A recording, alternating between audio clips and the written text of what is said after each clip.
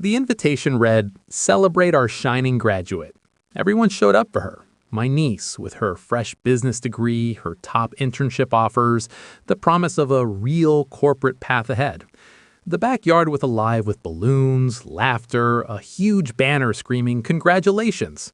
Proud parents beaming, relatives hugging, toasts flowing. Me, I stood a little apart, hoodie and jeans, holding a drink, just watching. I was the uncle who still plays games on the computer, the same old label that had followed me for years. They gathered around the buffet, plates in hand. An uncle laughed loudly, passing me a burger. "Hey Rohan, still messing around with those video games? When are you getting a real job? Look at her, straight from college to success."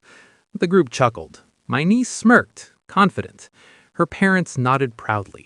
I just gave a small smile, said nothing. Inside, though, I felt the familiar sting. Years of little jabs. It's just a hobby. You're wasting time.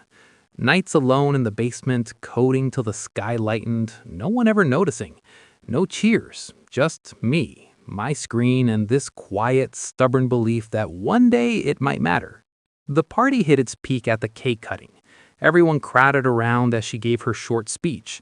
"Thank you all for believing in me. Hard work, real education, that's what actually pays off. No shortcuts, no silly distractions." Applause rippled through the yard. Someone turned to me playfully. "Rohan, say something. What's your big plan these days?" I smiled lightly. "Plan? Just keeping at what I've been doing." They chuckled again. I took a slow sip of my drink, letting the moment settle. I never planned to speak up, but the words had been waiting a long time.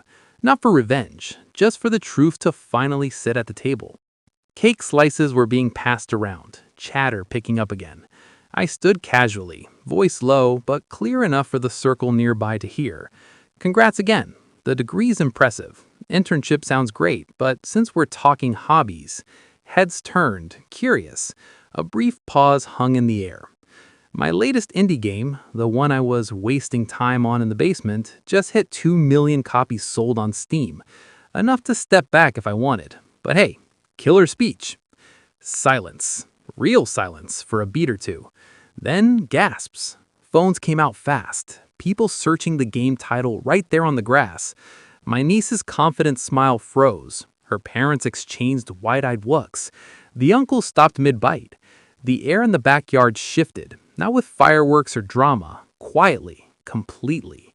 No shouting from me, no bragging, just a fact dropped like a stone into still water. Ripple spread, whispers, glances, a few quiet questions directed my way. I sat back down, helped pass more cake slices like nothing major had happened. The party continued, but the energy had changed. A subtle new respect in the looks thrown my way. My niece looked thoughtful, maybe even a little reflective.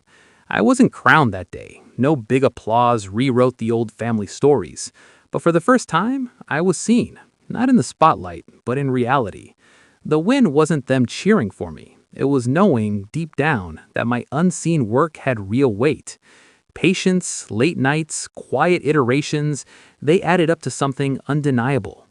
As the sun dipped lower and party lights started twinkling, I walked toward my car. I glanced back once at the glowing yard, smiled small to myself. Some victories don't need fanfare. They just need to be true.